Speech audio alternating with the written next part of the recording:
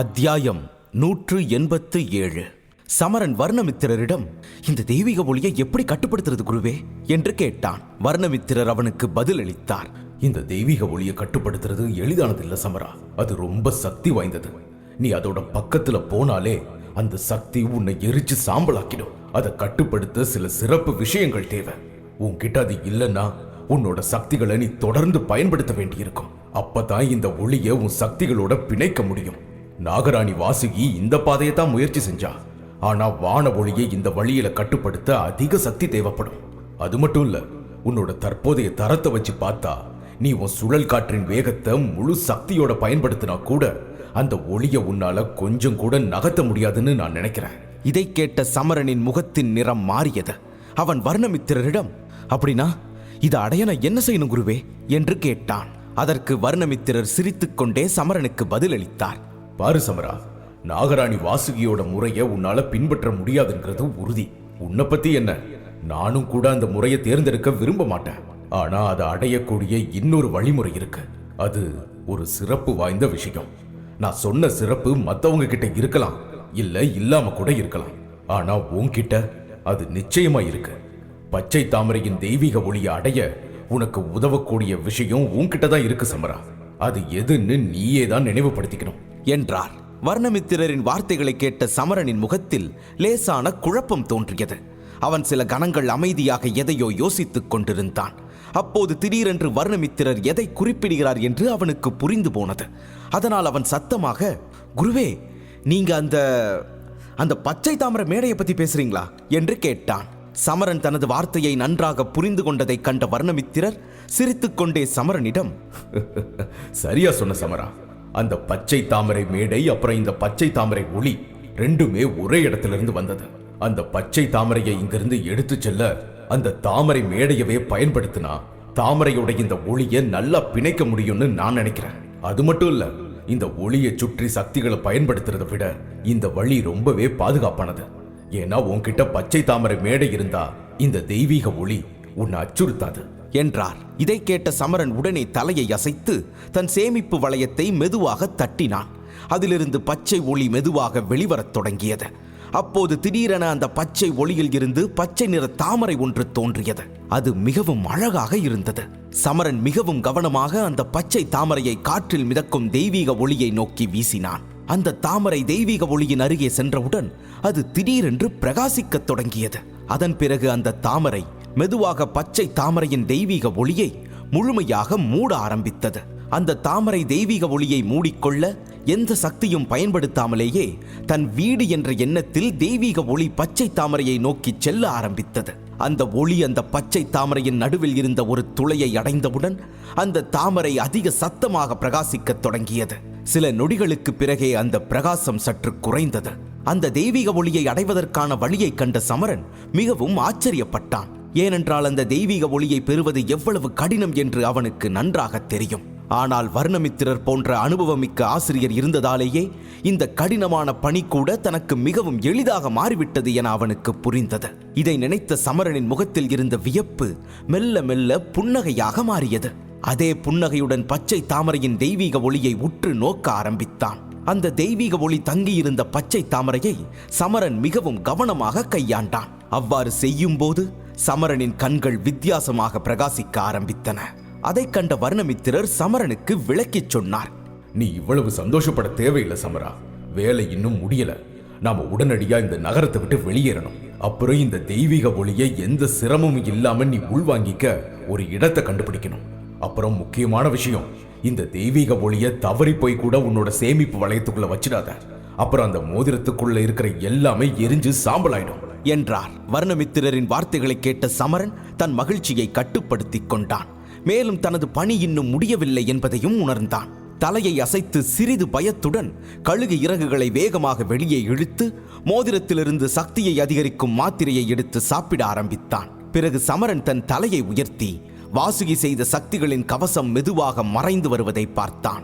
சிறிது நேரத்தில் அந்த ஊதா நிற சக்தி கவசம் மின்னிய வண்ணம் மெல்ல மறையத் தொடங்கியது.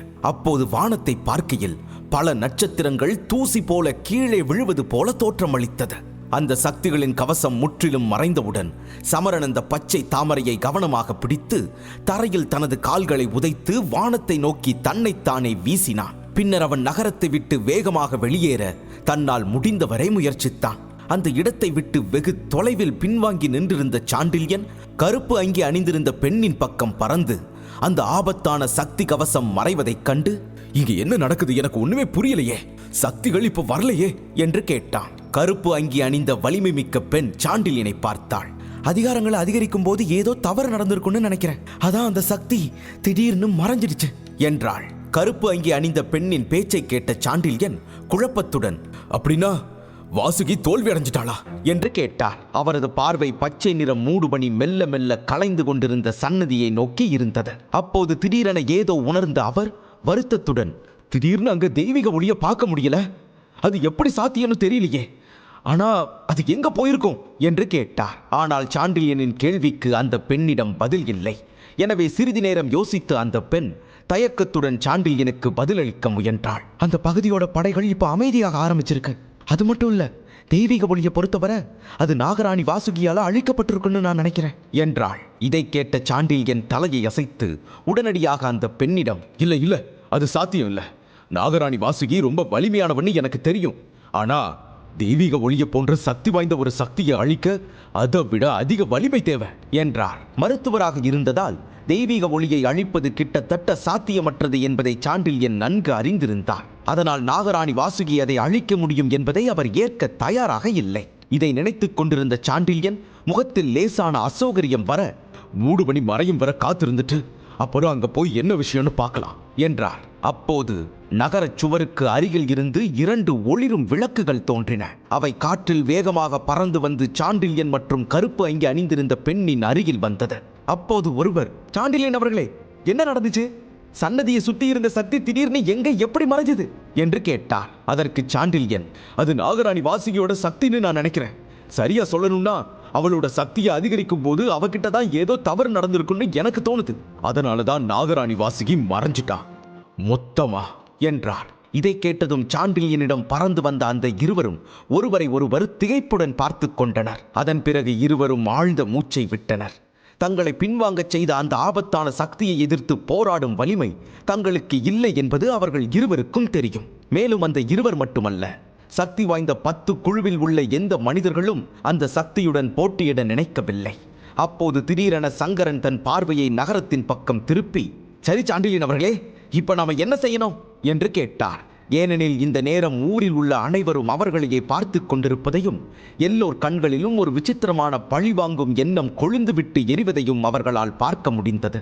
இப்போது அந்த மக்கள் அனைவருமே மிகுந்த கோபத்தில் இருந்தனர். சிந்துவும் முதுவழுதியும் கோபக் கண்களால் அவர்களை பார்த்துவிட்டு எப்போதாவது தங்கள் பார்வையை திருப்பி சந்நிதியை பார்த்தனர். அங்கு வாசுகி இருப்பதை அவர்களால் சற்றும் உணர முடியவில்லை.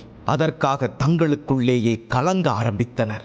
சிந்துவும் முதுவழுதியும் சாண்டில்யனையும் பிறரையும் கொல்ல நினைத்தாலும் யாரும் முன்வந்து அதை செய்ய முயலவில்லை. ஆனால் திடீரென பல நாகர்கள் தங்கள் கைகளில் ஈட்டிகளுடன் தங்கள் வீடுகளின் கூரைகளுக்கு செல்லத் தொடங்கினர். பின் அவர்கள் அனைவரும் தங்கள் கண்களுக்கு முன்னால் காற்றில் பறந்து கொண்டிருந்த வலிமை மிக்க மனிதர்களை குறிவைக்கத் தொடங்கினர். இந்த நகரம் நாகபுர மக்களுக்கு மிகவும் சிறப்பு வாய்ந்த நகரமாக இருந்தது. இங்குதான் பல சக்தி வாய்ந்த நாகர்கள் வாழ்ந்தனர்.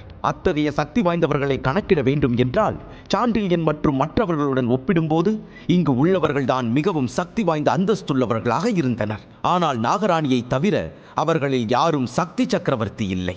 அதனால் தான் அவர்கள் இப்போது வரை அமைதியாக இருந்தனர். ஒருவேளை அந்த கருப்பு அங்கி சக்தி சக்கரவர்த்தியை பார்த்து அந்த மக்கள் பயப்படாமல் இருந்திருந்தால் இன்றைக்கு எத்தனையோ பிணங்கள் இங்கே பரவி இருக்கும். இறுதியில் சாண்டில்யனையும் மற்ற அனைவரையும் கொன்றதாக நாகர்களுக்கும் வெற்றி கிடைத்திருக்கும். ஆனால் சக்தி சக்கரவர்த்தியை கண்டு பயந்த அனைத்து நாகர்களும் சற்று புத்திசாலித்தனமாக நடந்து கொண்டனர். அதனால் தான் சிந்து, முதுவழுதி உள்ளிட்ட நாகர்கள் சாண்டில்யனையும் மற்றவர்களையும் நேரடியாக தாக்கவில்லை. மேலும் சிந்து சாண்டில்யனையும் அவரது சகாக்களையும் நகருக்குள் நுழைய துணியாமல் தடுக்க எல்லா பக்கங்களிலிருந்தும் கூடி சூழ்ந்து கொள்ளுமாறு தங்கள் அனைத்து சக்தி வாய்ந்த நபர்களுக்கும் கட்டளையிட்டிருந்தாள். அதே சமயம் சாண்டில்யனுக்கு பக்கத்தில் நின்றிருந்த மாறன் சக்தி வாய்ந்த நாகர் மக்கள் அனைவரையும் நோக்கி கண்களை திருப்பியபடி சற்றே அசௌகரியத்துடன், இவங்க எல்லாம் அந்த மத்த கட்சி தலைவர்கள் வருவாங்கன்னு காத்துக்கிட்டு இருக்காங்க, அந்த தலைவர்கள் எல்லாம் இங்க கூடிட்டா அவங்க நமக்கு ரொம்ப பெரிய பிரச்சனையா மாறிடுவாங்க. நம்ம கிட்ட ஒரு தலைவர் யமுனா இருந்தாலுமே, இன்னும் நாமளும் 3 பேரா பிரிஞ்சாலுமே நாகர் மக்களை எதிர்கொள்ற அளவுக்கு மீதமுள்ள வீரர்கள் வலிமையா இருக்க மாட்டாங்கன்னு தான் நான் நினைக்கிறேன். அதனால எல்லா தலைவர்களும் வர்றது நமக்கு தான் நல்லதில்ல. அதே சமயம் இது நாகர் மக்களின் பகுதிங்கிறதையும் நாம மறந்துடக்கூடாது. அது மட்டும் இல்ல, வாசுகியோட மீதம் இருக்கிற சிறப்பு காவலர்களும் ரொம்ப சக்தி வாய்ந்தவங்க. சொல்ல போனா அவங்களால நம்ம தடுக்க முடியாது. ஆனா அவங்க குறைந்தபட்சம் நமக்கு ஏதாவது பிரச்சனையை உருவாக்கலாம் என்றார். சாண்டில்யன் மாறன் சொல்வதை கேட்டு தலையை ஆட்டினார். அவரது வார்த்தைகளை அவரால் நன்றாகவே புரிந்து கொள்ள முடிந்தது. நாகர்கள் அங்கு கூடியிருந்த எண்ணம் அவருக்கு நன்றாகவே தெரியும். ஆனால் சாண்டில்யன் இங்கு வந்த காரியத்தை இன்னும் அடையவில்லையே.